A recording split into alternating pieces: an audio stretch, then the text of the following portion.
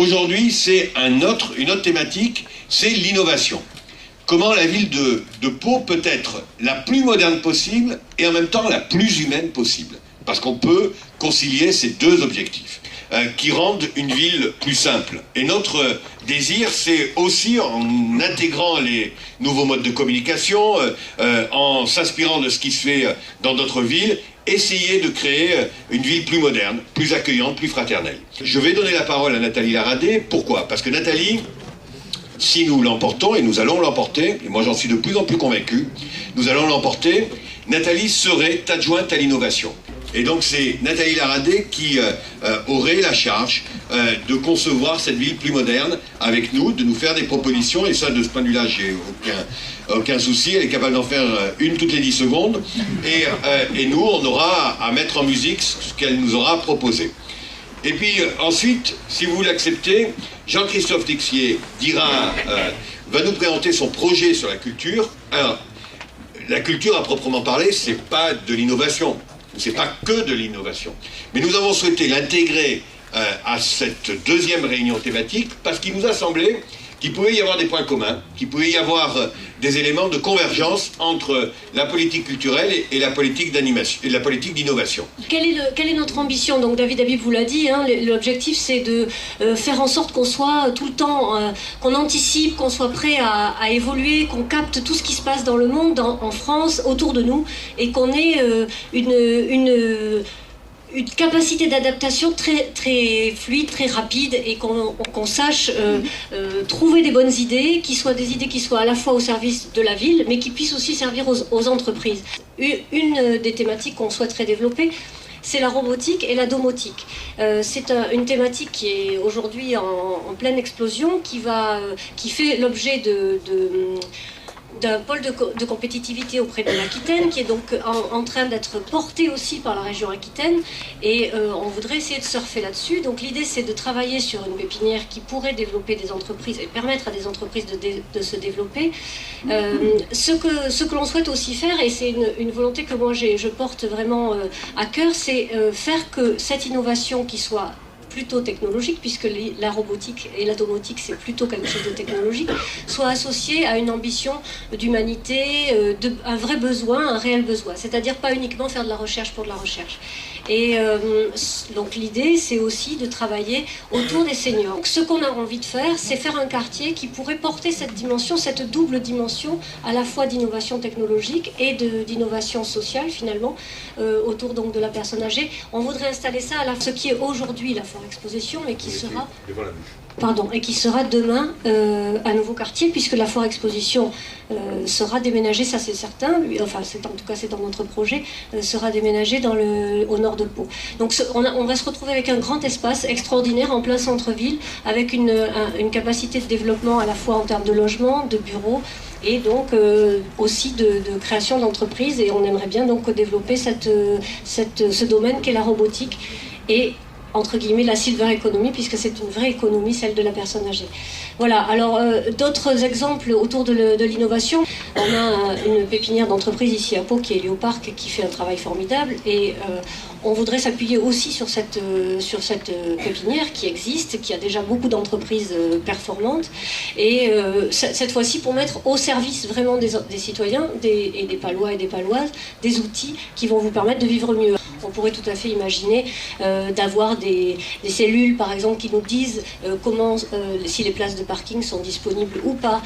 Et dans ces cas-là, vous, au travers de votre smartphone, vous seriez informé de la capacité de stationnement à l'intérieur de la ville. Ça nous permettrait, par exemple, pour rester sur cet exemple concret, eh bien, de ne pas démultiplier des parkings qui ne servent à rien, mais par contre travailler sur quelque chose de pratique, de concret. Ça donne du travail aux entreprises parce que ça fait développer des applications, et en même temps, eh bien, ça vous sert à vous au quotidien. L'innovation, ce n'est pas que la technologie.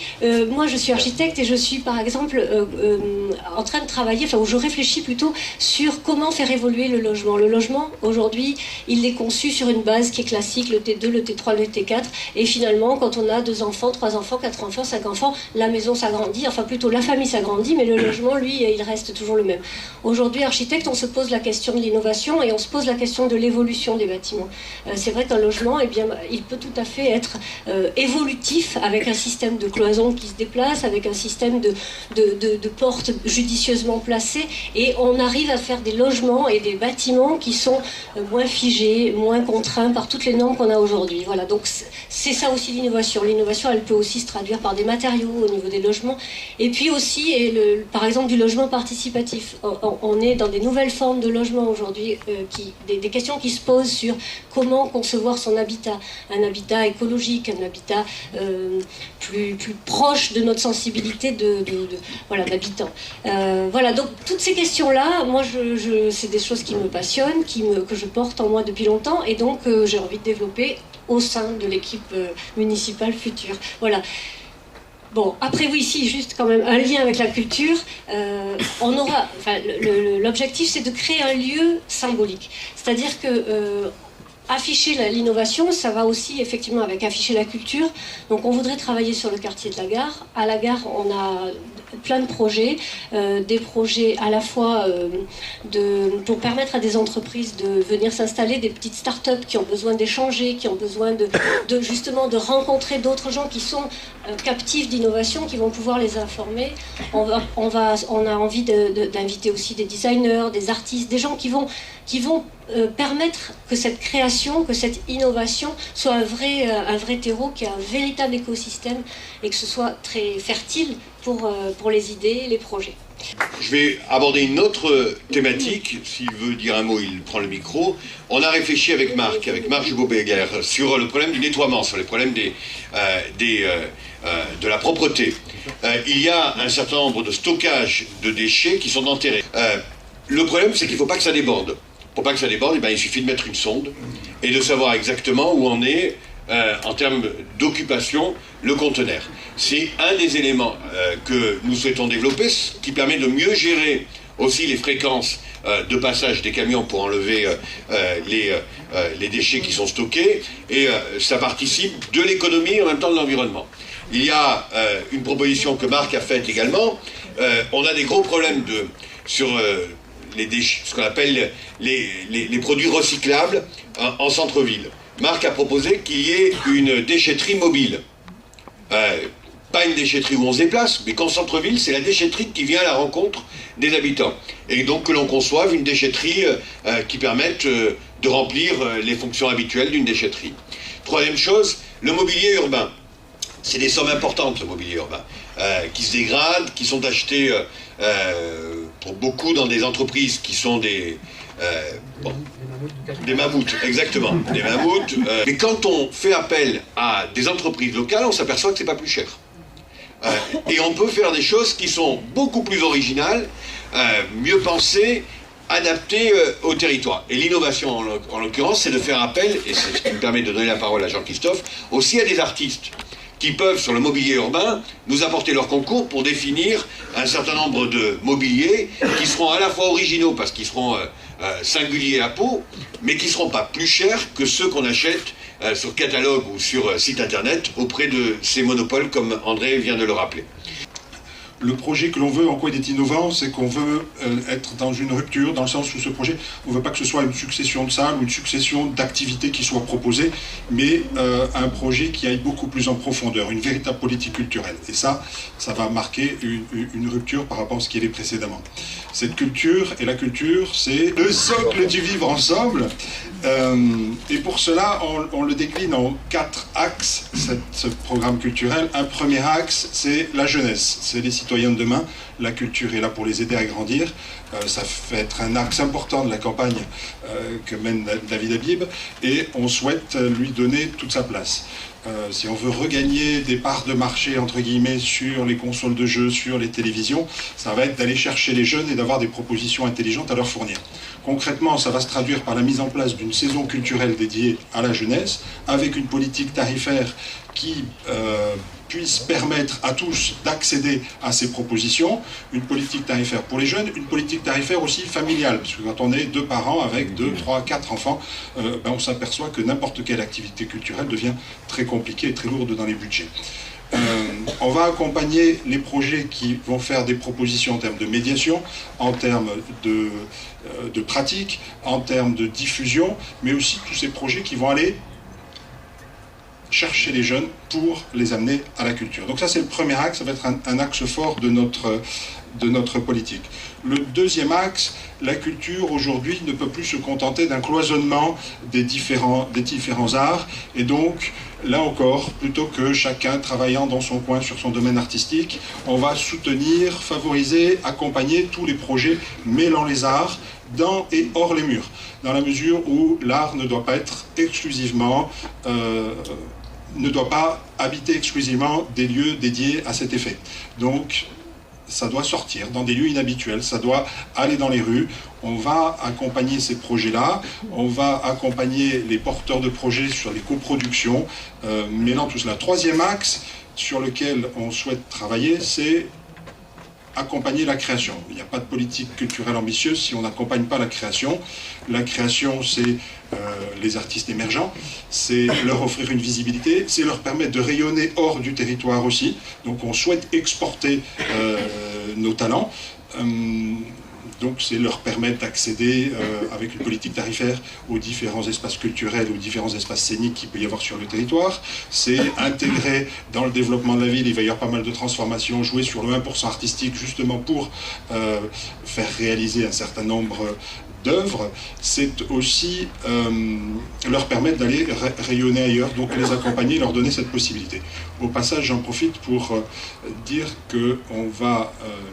une nouvelle innovation dans notre projet, c'est que les jumelages seront rattachés à la culture et que ça va être une clé d'entrée. Il y a beaucoup de demandes du côté de Saragosse, il y a beaucoup de demandes sur d'autres pays avec lesquels on a un jumelage, et là aussi, permettre, accueillir des artistes, exporter aussi nos artistes, il y a plein de choses possibles.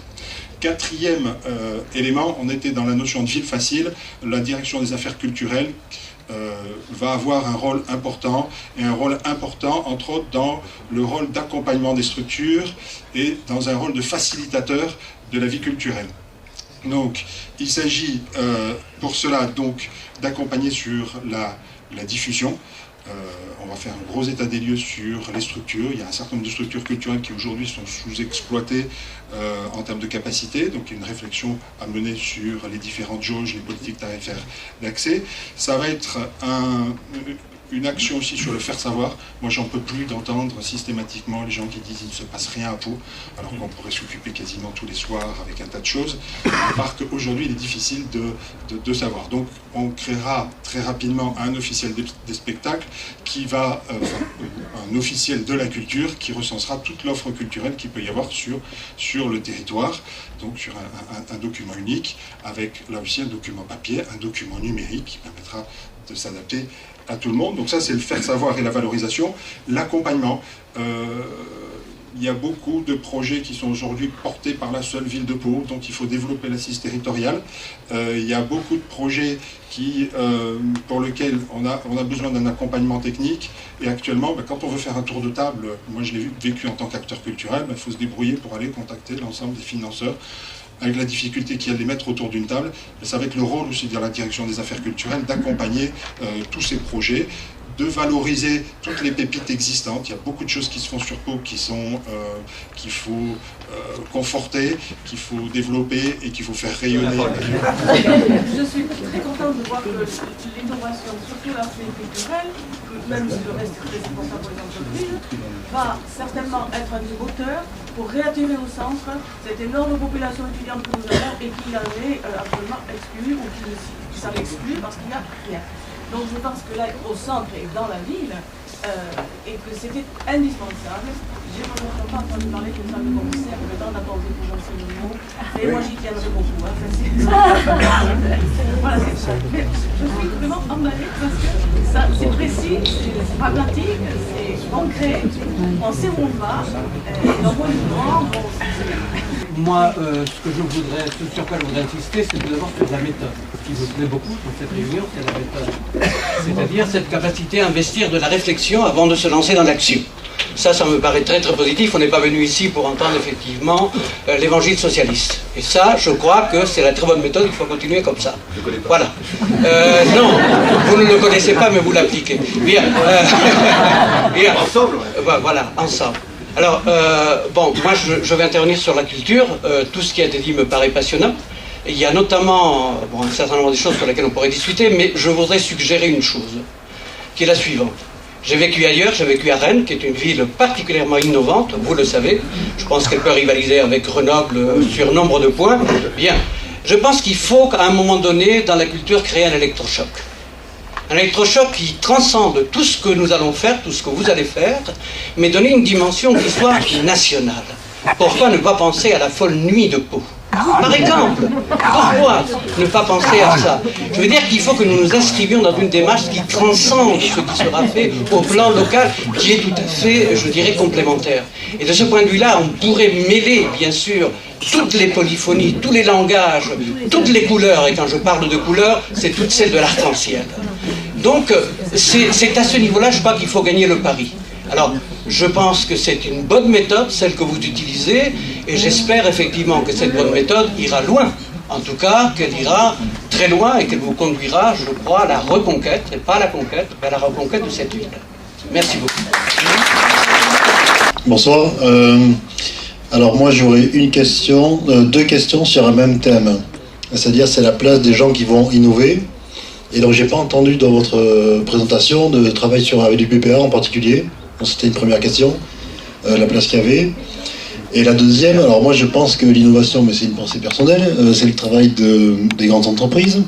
J'en ai un représentant ici à côté de moi, donc s'il a une question, il pourra la poser tout à l'heure. Et il me semble que les TPE sont créatives. Et alors les TPE, quelle place vous leur donnez et qu'est-ce que vous proposez ? On imagine une pépinière pour les géosciences du côté du centre Jean Fégère, une pépinière donc plutôt type start-up généraliste avec la cité de la culture et la cité de l'innovation, où on va travailler vraiment sur des entreprises qui vont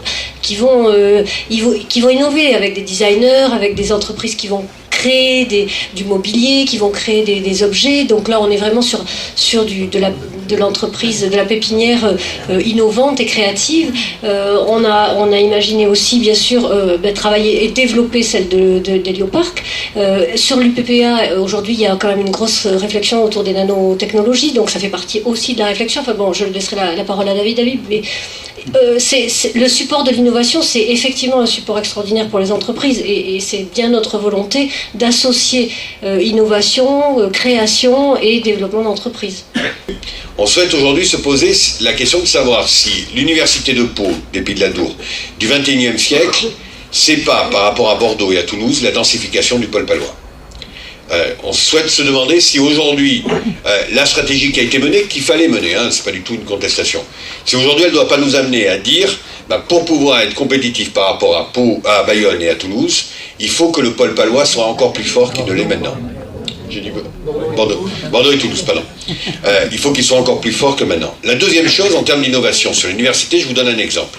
Dans notre projet, nous allons suggérer la création, alors je sais que c'est un sujet, on va reprendre une initiative qui a été portée par d'autres que par nous et qui nous paraît importante et intelligente, c'est la création sur Pau d'une première année de médecine. On n'a pas besoin d'aller à Bordeaux. Plus exactement, on n'a pas besoin d'être accroché à un centre universitaire, à un hôpital universitaire, pour pouvoir le faire. Il y a aujourd'hui un certain nombre d'enseignements qui sont, y compris à Bordeaux, dispensés par des DVD. Donc nous considérons qu'il y a possibilité sur le campus palois d'avoir l'accueil des étudiants de première année. L'intérêt pour l'université est évident en termes de densification de l'université. L'intérêt pour les parents est évident aussi d'un point de vue social, quand on sait les coûts que suppose le déplacement sur Bordeaux. Mais l'intérêt aussi en termes d'image, d'innovation, ça peut produire dans la gestion de cet enseignement sur Pau des bénéfices considérables pour l'université de Pau, dans ses liens avec Bordeaux pour les années à venir, dans la mobilisation d'un certain nombre d'enseignants, etc. Et donc l'innovation, c'est ce qu'on a dit tout à l'heure, on a parlé de culture, on a parlé de parking, on a parlé de stationnement, on a parlé de déchets, ça doit occuper en permanence nos préoccupations.